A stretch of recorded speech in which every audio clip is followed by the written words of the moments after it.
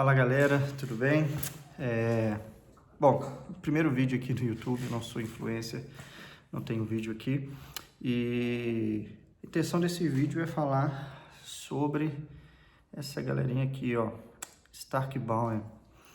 Eu tenho uma SB40, né? Eu vou colocar aí ao longo do vídeo algumas imagens, então não sei fazer edição, sou péssimo em edição e não tô com pretensão de fazer uma coisa super elaborada, porém eu quero fazer um vídeo que vai ser bastante útil aqui para os usuários da Stark Bauer, especificamente a SB40, beleza?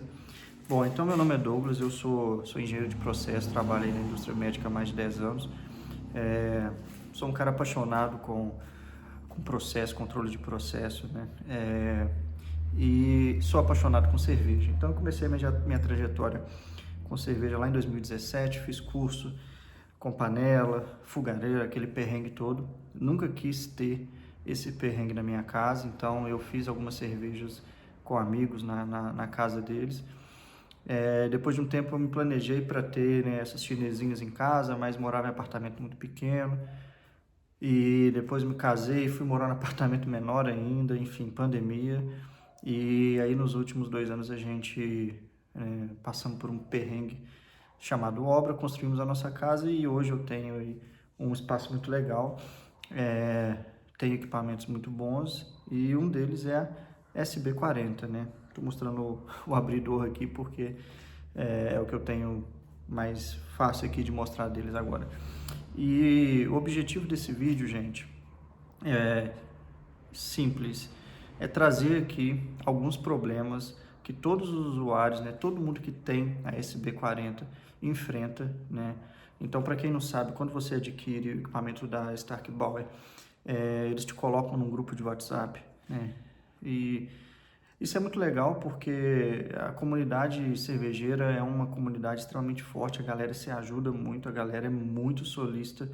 Eu fico até assustado, assim, né? Eu acho que eu não vejo nem nenhum serviço de pós-venda com uma atenção tão forte como a do grupo de cervejeiro. E, enfim, fiz amizades através desse grupo, né? Tem pessoas ali que eu converso, assim, a gente troca áudio toda semana, áudios longos, e a gente se ajuda muito. Porém, mesmo assim, para todo mundo que vai chegando nesse grupo, né, nessa comunidade, as pessoas passam pelos mesmos problemas, né? E são problemas chatos, dependendo do problema, você pode danificar o seu equipamento, dependendo do problema, você pode perder a sua receita, né? E isso já aconteceu comigo, já aconteceu hoje, por isso que eu estou aqui gravando esse vídeo com um amigo que teve que jogar a cerveja fora, enfim. E é muito chato, né? Porque você acaba atrelando isso ao equipamento, o equipamento é ruim, acaba atrelando isso à marca, né? Tem pontos de melhoria para todo lado, mas ao meu ver, dá para gente contornar tudo isso. Falta mais clareza, sabe? Falta um pouquinho de clareza e de boa vontade para deixar isso claro para o usuário, beleza? Então, esse é o objetivo do vídeo. Vamos lá para os itens, tá? Vou tentar fazer esse vídeo inteiro aqui sem cortes. Não tenho paciência de editar, não sei editar. Então vamos lá falar aqui dos principais problemas, beleza? O primeiro problema que eu vejo muito comum é a borracha que tem ali no cesto, tá? Então eu vou falar um pouco desse problema, aí eu vou ter que cortar o vídeo porque eu vou lá mostrar isso na prática para vocês. Mas basicamente o cesto de grão, né, que vai ali dentro da panela, no fundo dele tem uma borracha, né, uma borracha vermelha, eu acho que até hoje é a mesma borracha, a mesma cor para todo mundo, mas essa borracha está lá e é muito comum que essa borracha solte, né? Na panela que eu comprei ela, se eu não me engano, início de 2024, né? Então tem mais de um ano, e ela foi entregue, demorou 6 meses para ser entregue, porque a fila de produção era muito longa. Na época não existia, né? Parece que eles inventaram um aro metálico que você coloca para manter essa borracha presa. A minha não tem e eu não comprei esse aro porque, enfim, a panela já é muito cara, eu não quero mais gastar dinheiro com isso. Já montei toda a minha cervejaria, gastei muita grana com isso e ela está, na minha opinião, excelente. Porém, dá para contornar isso. Qual é o problema? Quando você vai retirar terminou ali, né, já fez o mash out, vai retirar o cesto de grãos, tem uma haste que você pega, puxa, né, e apoia ela em cima da panela para ficar escorrendo, e também se você quiser fazer a lavagem dos grãos. É muito comum, quando você puxa esse cesto com muita força ou muito rápido, essa borracha soltar. E por que que isso acontece? Simplesmente por inércia, né? Então você tem ali o cesto de inox, eu vou mostrar aí algumas imagens disso, e a borracha, ela só encaixa ali, ela encaixa por interferência, né? O que que é isso? Ela fica justa, né, no inox. Então ela não está colada, não tem nada prendendo ela, esmagando, nada disso. Se você puxa muito rápido, né, a tendência por inércia é que ela fique lá no fundo, o inox vai e a borracha fica. E isso ali no final, antes da sua fervura, você tem que tirar aquela borracha de lá, né, tá tudo quente, você não enxerga nada porque o mosto já tá todo, né, escuro. E aí é uma dor de cabeça. Então assim, qual que é a solução disso, gente? É muito simples. Puxa o cesto devagar. Se você puxar o cesto devagar, vai dar tudo certo, não vai soltar. Eu falo isso com base na minha experiência e com a experiência também que eu compartilho lá e vejo do pessoal que está no grupo, beleza? Então, assim, eu acho que é uma dica simples. Talvez para quem compre a panela hoje, né, não seja mais um problema, porque eu acho que aquele aro ele já está vindo como um item de série, o que é excelente, né? Então, esse é o primeiro probleminha. Mas antes da gente falar do próximo, vou mostrar então agora no vídeo, dar um corte para mostrar isso lá na prática, para vocês verem o que é essa borracha e explicar um pouquinho disso, beleza? Bom, turminha, vamos lá. Estou aqui na minha área, aqui onde eu faço a minha cervejinha. Gosto de deixar tudo bem organizadinho, tá vendo? As vidrarias ali, enfim, tudo que eu uso tá aí no jeito. Mas vamos falar aqui do que importa, né, nesse vídeo, que é a nossa panelinha aí, ó. Então tá aí, para quem não conhece, tá? Essa é a SB40, ó. É uma panela muito robusta, tá, gente? Eu posso fazer depois aí um vídeo, se for de interesse aí, de como, sei lá, como que braça a cerveja aí do início ao fim, aí vai ter que ser numa próxima braçagem, como que configura a receita nela, enfim, menus e tal. Mas isso, sinceramente, é muito simples, tá? Mas se for dúvida, eu posso fazer. Primeira coisa, então, que eu comentei é retirada do cesto, tá, gente? Eu tô até aproveitando para dar uma limpada aqui no fundo dela, porque eu lavei na minha última braçagem, mas eu vi que lá embaixo lá não ficou tão limpo assim. Bom, eu tirei o tubo, tem um tubo ali no meio, tá? Por aqui que é onde você retira o tubo de malte, tá? Vamos lá, mais um ponto, a minha opinião. Isso daqui, gente, é uma chapa, tá? É uma chapa de aço inox. Só que quando você retira esse tubo, no meu caso, 12 kg de malte, mais o líquido, né? Tem uma continha aí, uma proporção do quanto que absorve, eu esqueci. Mas esse aqui fica pesado pra caralho. E você, gente, retirar isso daqui no braço, pegando nessa chapinha aqui, olha, eu vou te falar, viu? Arregaça a mão. Isso aqui é uma coisa que a Stark Bauer precisa melhorar. Eles vendem um pedestal e tal, mas eu acho um grande trambolho. Eu acho que se melhorar isso aqui já é o suficiente. O que que eu faço? Não esse pano aqui, tá, gente? Obviamente. Mas eu pego um paninho aqui, ó, pra retirar e não machucar minha mão, tá? Eu sempre tenho uma flanelinha, alguma coisinha assim. Mas indo na dica da borracha. Quando for retirar, gente, ó, puxa leve, ó, nessa velocidade aqui, ó. Obviamente você vai precisar das duas mãos. E aí quando chegar aqui em cima, ó, dá uma girada. Eu tô só com uma mão aqui, né? E é isso, ó. Foi, girou, apoiou aqui nos pezinhos. Pronto. Não tem segredo. Isso daqui é o PAC 200 que eu acabei de colocar, não dissolveu ainda. Não tem segredo, tá vendo, gente? Agora, se você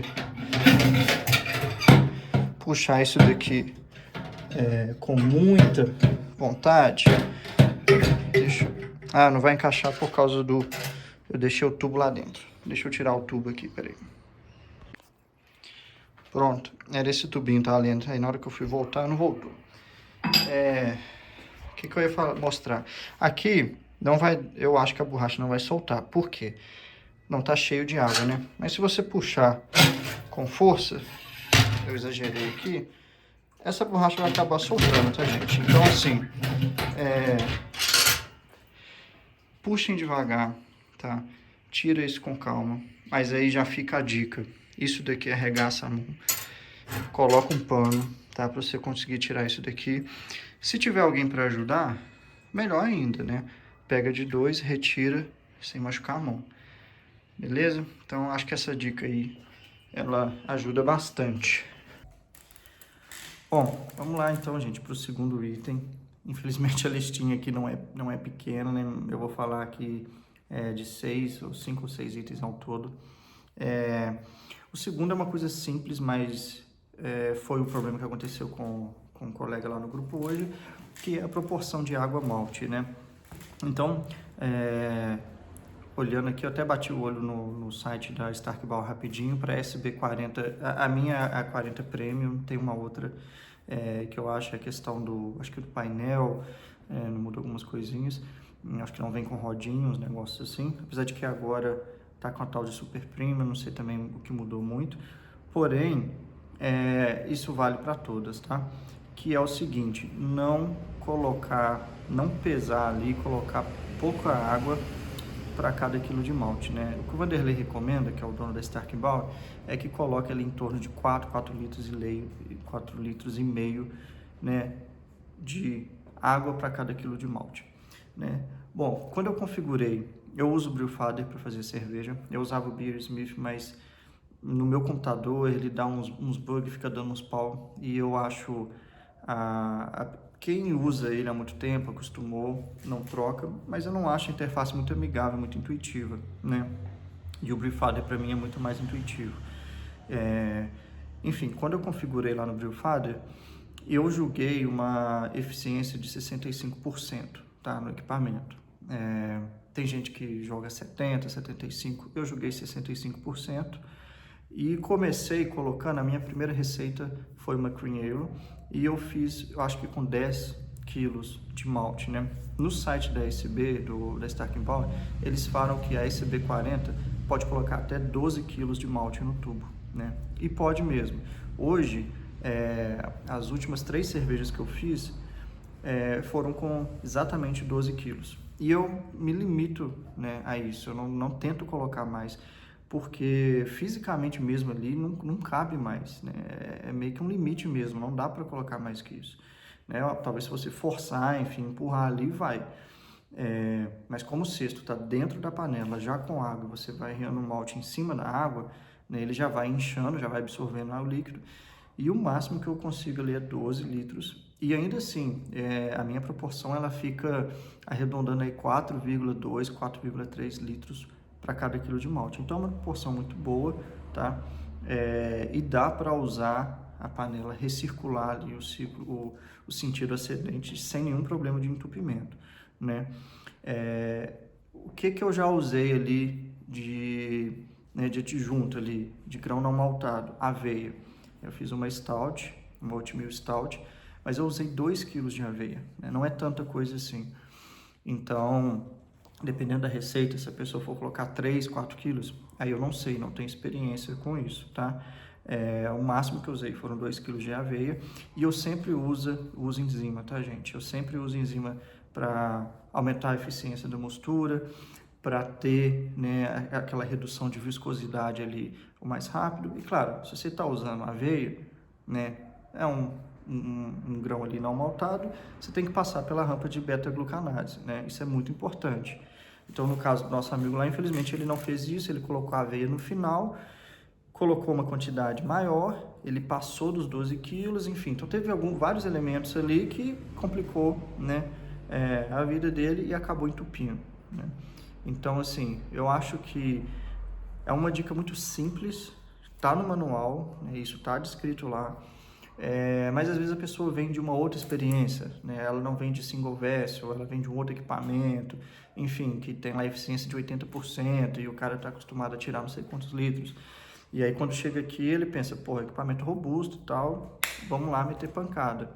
E não, infelizmente não funciona assim, beleza? Então a segunda dica é essa daí na proporção, respeita direitinho e segue a vida ali confiando. Se você achar que, poxa, dá para colocar mais, foi o que eu fiz. Eu comecei com 10 quilos, na minha segunda receita eu acho que eu fui para uns 11, na terceira eu já fiz em 12 e a última agora também em 12, né? E vi que é meio que o limite, sabe? Não dá para ir muito mais que isso, né? Então, essa é uma outra dica. Agora eu vou falar aqui da potência da resistência, tá?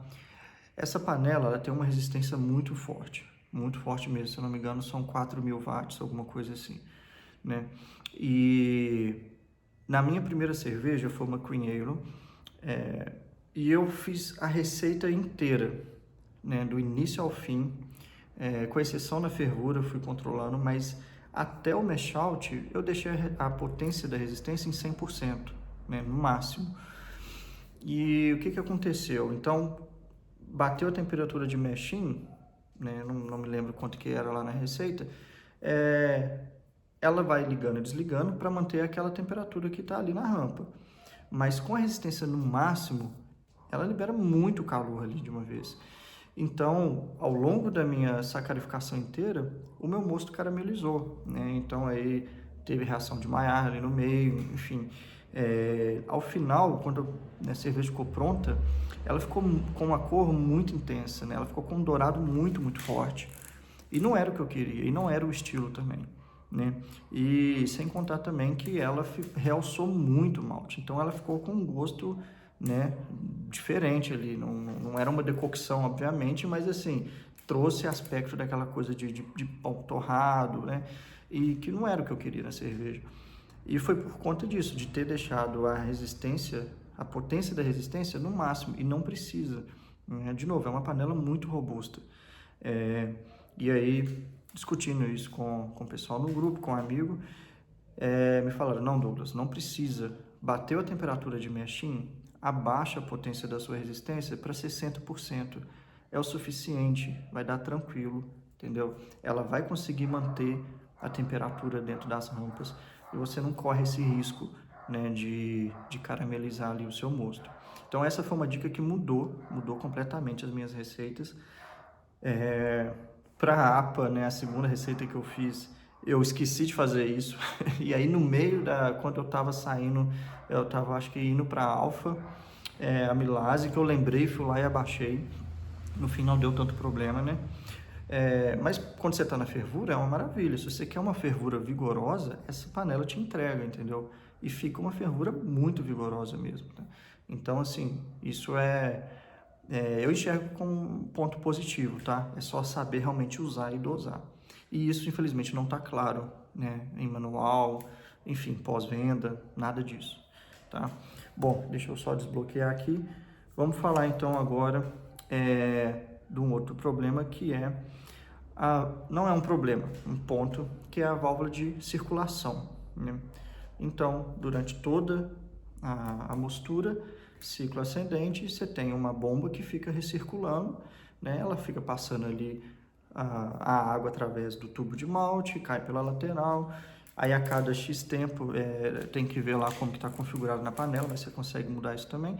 A bomba desliga, né? Aí todo o líquido desce, isso é para não formar caminho preferencial, depois ela liga de novo e vai continuando. O que acontece? Como que você controla, né, essa vazão? Tem uma válvula, que é a válvula por onde passa, né, essa circulação. Se você deixar ela completamente aberta, né, você vai ter ali uma vazão máxima. E dependendo, né, de como que está a sua proporção de água com malte, né, dependendo também do que você está colocando muita aveia, começar com a válvula toda aberta pode não ser bom, porque você já dá aquela pancada e você pode entupir, né? Ou um caso contrário, uma situação contrária, vamos supor que você está fazendo a receita ali, sei lá, porque você quer lá com 8, 10 quilos de grão, né? Não tem nada que vai dar uma viscosidade maior no seu mosto, enfim. Se você deixar a válvula toda aberta, você pode começar a ter uns chafariz ali na tela, né, na parte de cima da panela. Isso acontece porque a bomba é muito forte, né? Então, eu não vejo como um problema, um defeito da panela, né? O que você tem que fazer é fechar um pouquinho, estrangula um pouco aquela válvula, certo? E aí você vai controlar aquela vazão ali, daquela recirculação ascendente, e você vai ter uma mostura, gente, tranquila, ótimo, tá? Eu nunca fiz cervejas mais difíceis, vamos dizer assim, né? De controlar no processo, enfim, que dá problema de entupimento e tal. O máximo que eu fiz foi essa stout com 2 kg de aveia, que foi super tranquilo. E detalhe, eu não deixei a válvula completamente aberta, né? Eu deixei ela coisa de 45, 60 graus ali, né? Então, eu acho que isso é um ponto de atenção que vale muito a pena compartilhar. Ficar atento antes da sua primeira abraçagem, tá bom? Bom, agora vamos aqui para mais um, que é a válvula que é a da saída, entrada e saída, né? Eu imagino que o nome está padronizado até hoje aí, na minha se chama válvula 1, entrada-saída, que é por onde sai, né, o mosto depois de passar pelo chiller. Então ali o mosto saiu do chiller resfriado, você vai jogar para o fermentador. Se você deixar, e aí eu cometi esse erro na minha primeira abraçagem. Na minha primeira abraçagem foi um show de erros, assim, né? Várias coisas que me fizeram aprender, enfim. É por isso que eu estou aqui hoje também compartilhando através desse vídeo. Eu deixei a válvula completamente aberta.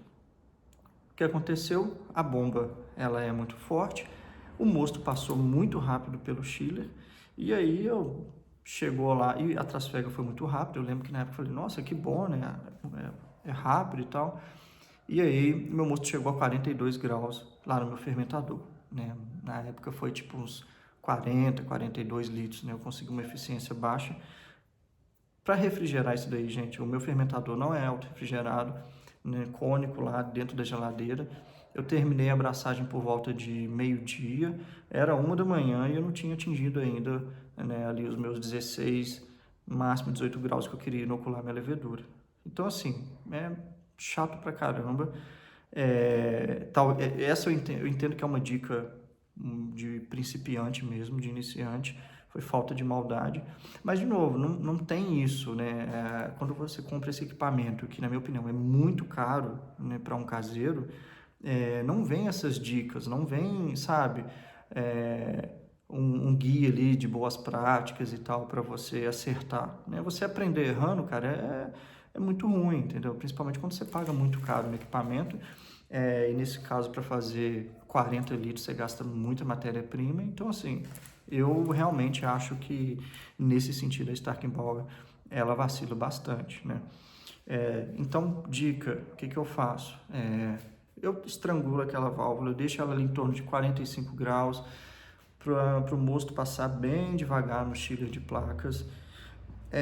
Quando eu faço lager, né? Inclusive agora eu estou com uma Bohemia Pilsner no barril, ela vai ficar ali 30 dias, só para finalizar, chegar no sabor final, enfim, mas ela já está, né, teoricamente pronta.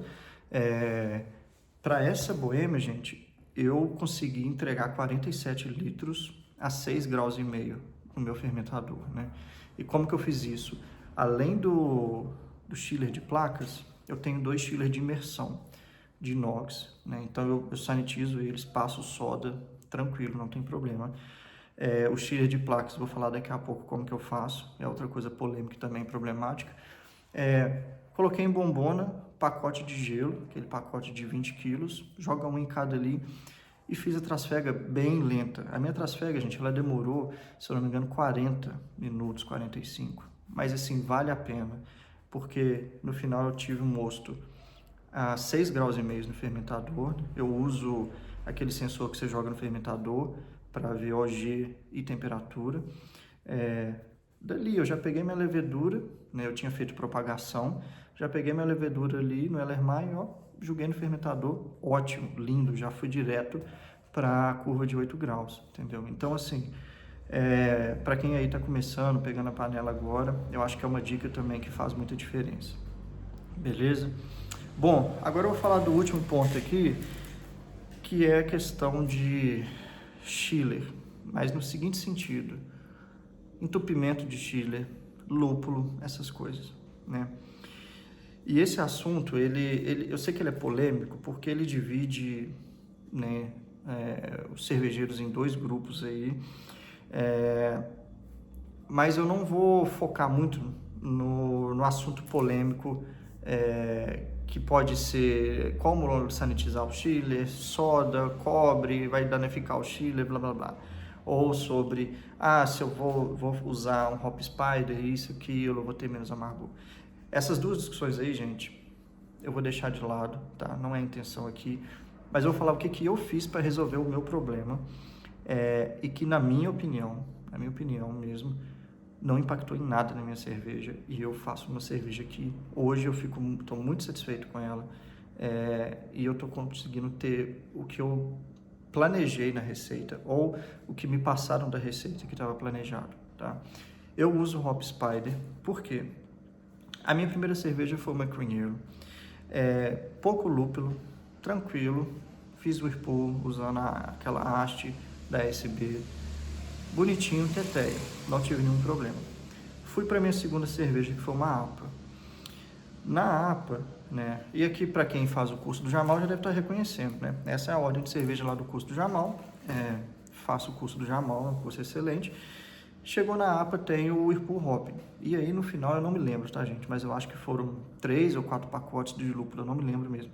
Só sei que joguei aquele lúpulo, tinha um chiller de imersão dentro da panela, caí a temperatura lá para 94 graus, tirei o chiller, fiz o Whirlpool, bonitinho e tal. Quando fui fazer a trasfega pro fermentador, pum, entupiu. Tentei desentupir de todo jeito, não consegui. E uma coisa que eu não pensei na época, e aí realmente foi falta de maldade, que era, um amigo meu me falou, você poderia ter ligado o CO2, dava uma pressão de CO2 no sentido contrário, você desentupia, voltava isso para dentro da panela e depois você ia passando devagar. Muito provavelmente ia funcionar, talvez ia entupir de novo, ia ter que fazer isso de novo, mas enfim, eu não ia perder a cerveja, e eu perdi, né, no dia lá. As coisas que eu tentei, eu comecei a meio que já contaminar o mosto ali, ia cair coisa lá dentro. Eu falei, cara, isso não tá legal. Então, eu joguei o mosto fora, conversei com um amigo, conversei com outro, comecei a conversar com várias pessoas e aí comecei a cair nessas discussões polêmicas, né? Até que um amigo me falou assim, Douglas, eu uso o Hop Spider e eu acho que é a melhor solução para isso daí.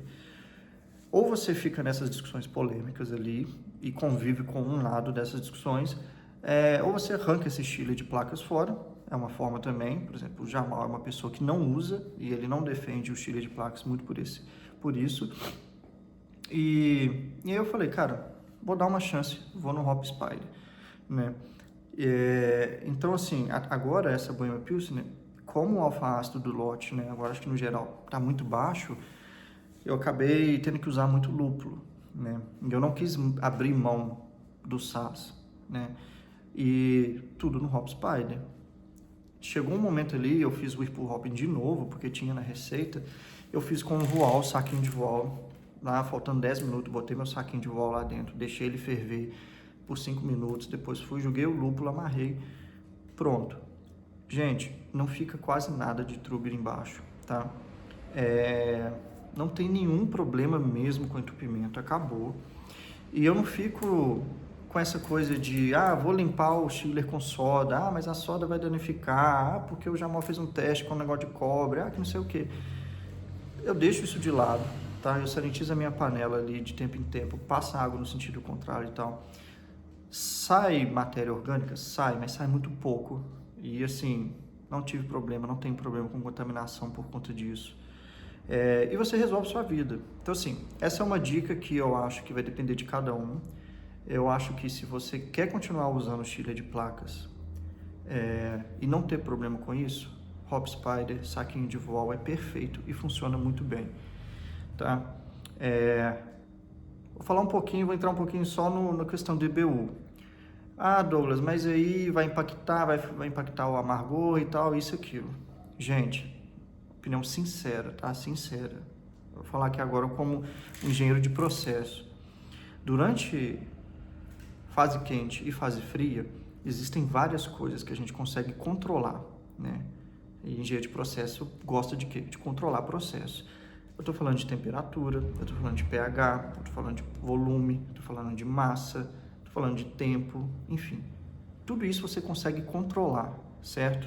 Você vai lá, você pesa o sal, você usa o pHmetro, você usa refratômetro, tudo isso você mede. E a minha sincera opinião é que você tem que, de tempo em tempo, conferir esses instrumentos, né? Porque a sua balança, ela pode estar errando lá 5 gramas, aí você vai lá e está pesando 5 gramas de sal, quanto que aquilo está te entregando, né? Então, assim, eu acho que nesses pontos, a gente realmente precisa ser rigoroso e a gente precisa ser questionador e picuinha. Eu sou, né? Por exemplo, com temperatura, eu uso um sensor dentro do meu fermentador e eu vi que eu tenho uma diferença grande por termostato que controla a geladeira. Em alguns pontos estava dando mais de 1 grau. Então, assim, e esse sensor, eu calibro ele de tempo em tempo. Então, eu tenho uma confiança na temperatura da minha fermentação, né? E eu acho que para isso a gente tem que ser rigoroso. É isso que eu defendo. Agora, quando a gente fala de amargor, gente, amargor é relativo, é muito subjetivo. Tanto é que o BJCP não é referência para isso. Um IBU de 60, de 80, né? Existem estudos, né? Existem artigos científicos que mostram que o aroma, ele interfere na percepção de amargor da pessoa. Por quê? Porque está tudo combinado, né? O aroma com o sabor, com as papilas ali e tudo mais.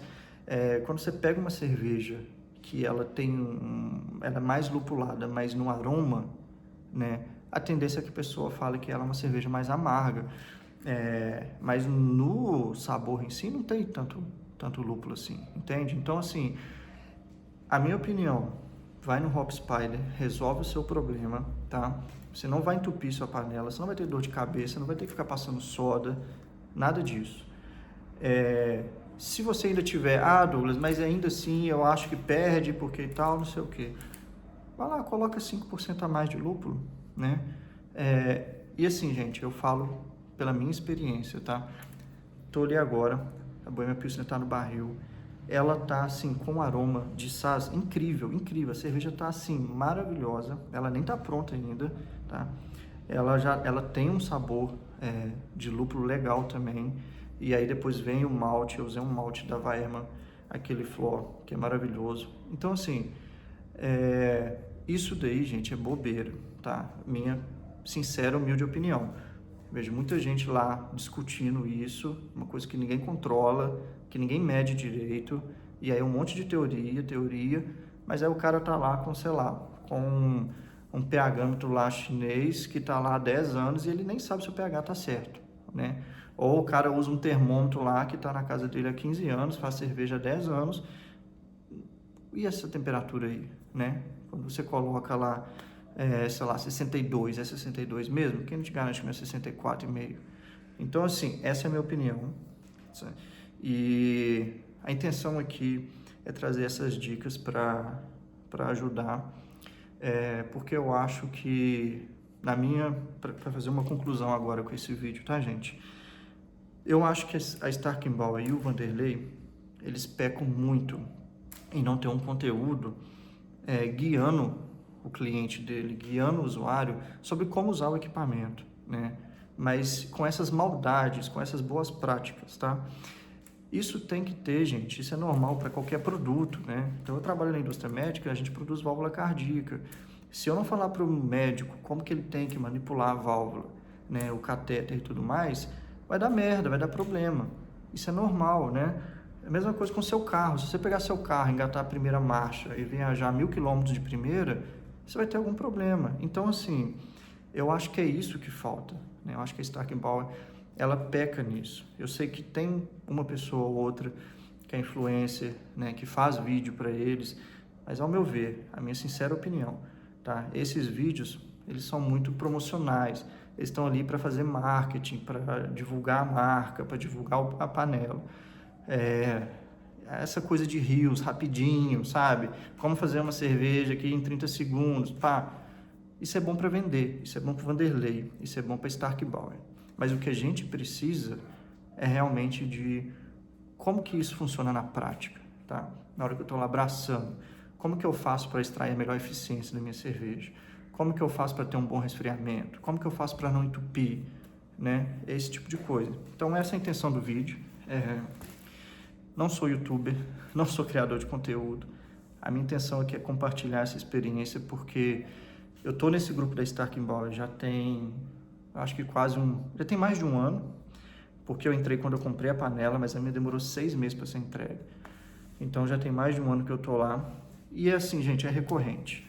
A cada 2, 3 meses entra alguém lá, minha panela entupiu, o meu chile entupiu, minha borracha soltou. Então assim, espero que o vídeo seja útil. E só para fechar, os assuntos polêmicos, né? Se você não gosta do Hop Spider, não usa o Hop Spider. Se você quer passar soda no seu chile, tem pessoas lá que passam a soda e falam, cara, eu não tô nem aí, eu passo 1%, concentração mais baixa e seja o que Deus quiser. Vai lá, passa a soda no seu chile, mas vamos tentar, né, ajudar aqui o grupo, a comunidade que tem Stork Bauer, a usar o equipamento de uma maneira melhor e mais eficiente, né? Porque a minha conclusão aqui, a minha opinião geral, é uma panela muito boa, muito robusta, tá? Muito confiável. Algumas pessoas, infelizmente, tiveram problemas, eu não tive, e algumas pessoas tiveram pós-venda realmente ruim, né? Das poucas vezes que eu precisei da ajuda do Vanderlei, ele me ajudou, foi muito solícito. Então, nesse sentido, eu não tenho o que reclamar. Mas é essa a intenção do vídeo. Vou colocar aí alguns recortes, mostrando lá algumas coisas na panela. E, enfim, se alguém tiver aí alguma dúvida, alguma coisa extra, deixa aí no comentário, manda, sei lá, posso deixar meu e-mail, fico super feliz em ajudar também. E é isso, tá bom, gente? Boa braçagem para todos vocês aí. E quem ainda tem dúvida aí sobre a panela, pode contar comigo também. É isso. Um abraço, valeu. Bom, vamos falar aqui então, das outras duas válvulas, tá? Essa aqui é a válvula de circulação, tá aqui, válvula 2, circulação. Nessa posição, gente, a válvula tá fechada, tá? Já vi gente também lá no grupo achando que é o contrário, né? Achando que assim tá fechado e que assim tá aberto, né? E essa válvula, gente, ela tem essa travinha aqui, ó. Você tem que puxar, tá? Pra conseguir girar. Essa daqui até que é mais fácil. Essa daqui é um pouco mais enjoadinha, tá? Então, o que que eu faço? Durante a minha sacarificação inteira, tá? Aqui ela tá toda aberta. Eu deixo ela mais ou menos assim, ó. No olho ali, 45 graus. No geral, gente, é o suficiente para ter uma boa circulação. Se vocês acharem, não tá circulando tão rápido quanto eu queria e tal, você abre um pouco mais, tá? Pode ser que se você deixar ela completamente aberta, também funciona. Mas em alguns casos, aqui começa a formar uns chafariz e vai espirrando mosto para todo lado, beleza? Então, essa aqui é uma dica boa aí durante a sacarificação. E aqui, gente, é a válvula 1, tá escrito ali, ó, válvula 1, entrada-saída. É por aqui que vai sair o seu mosto. E aqui ele já passou pelo chiller, tá, gente? Então, uma dica é, se você vai limpar sua panela, tá toda suja, resto de malte, lúpulo, não passa aquela sujeira por aqui, beleza? Válvula de limpeza é essa válvula aqui, ó. Aqui, se eu abrir agora, vai sair toda a água que tá ali dentro. Se você passar por aqui, você vai sujar, você vai encher o seu chiller de sujeira, ok? Aqui o que eu faço eu engato a mangueira da rede aqui e recirculo uma água voltando. Eu também tenho uma bombinha ali, ó, minhas coisas ali tudo nomeado, identificado. Eu tenho uma bombinha, passo água quente também voltando, é o suficiente. Mas a dica aqui é o seguinte, quando eu vou passar por resfriamento, eu deixo mais ou menos isso aqui, ó, né? Aqui assim seria uns 50 graus, ó, tá até saindo um pouco da água ali. Eu deixo ela mais ou menos assim, ó. É o suficiente, gente, não precisa mais que isso. E você vai resfriar todo o seu mosto, tá? E ele vai chegar, você vai ter o melhor aproveitamento da troca de calor no seu chiller, né? E aqui, ó, os meus chillers são esses daqui. Eu tenho dois, tá vendo? Dois chillers de imersão, um maior e um menor, tá? Eu uso essas bombonas aí de plástico. E quando eu termino de usar, o que que eu faço? Eu encho ele com peracético. Eu uso engate rápido, tá, gente? Eu não uso aquela abraçadeira, essa daqui, ó. Eu só usei para engatar nesse espigão que entra no engate rápido. Isso aqui eu quase não mexo. Isso daqui funciona muito bem, tá, gente? Não fica espirrando, não fica vazando. Terminei de usar, eu sanitizo, encho de peracético, conecto as 4 pontas aqui, faço o sistema fechado e tá aí, bonitinho sanitizado. Ok? Bom, a intenção era mostrar isso daqui, no geral, como que eu uso, né, a panela com base nos itens que eu comentei lá. Espero que ajude aí. Bom, gente, então deixar esse último take aqui, né, para não ficar esquisito o vídeo terminando lá, com eu mexendo na panela, enfim. Espero que tenha ajudado de verdade. A intenção é contribuir, é trazer informação. E eu só quero, enquanto eu estava ali colocando os vídeos no computador e organizando, só um ponto importante que quando a gente, né, estrangula a válvula ali, né, até o termo estrangular não é muito bom, né? Parece que você está forçando demais, mas assim, quando você não deixa ela completamente aberta e vai mandar o fermentador, gente, bom senso, né? Então, olha lá a ponta da mangueira dentro do fermentador. Se tiver aquela coisa gotejando, pô, não tá legal, né? Você vai acabar queimando a sua bomba. O que eu quero dizer é não deixar ela toda aberta e você ter aquele jato, aquela vazão que não dá tempo de troca de calor, né? Então, só esse ponto aí para não gerar uma informação ruim, né? Eu deixo ali que eu tenho uma vazão ali boa, né? Tô vendo a cerveja circulando nas mangueiras, né? Eu coloco a mão na mangueira antes do chiller estar quente, coloco depois está gelado e você vai sentindo, tá? É mais isso, o vídeo ficou longo, mas eu acho que deu para desmistificar algumas coisas. Tiverem dúvidas, deixa aí. Espero que ajudem bastante, beleza? Valeu, gente. Boa abraçagem aí para todo mundo.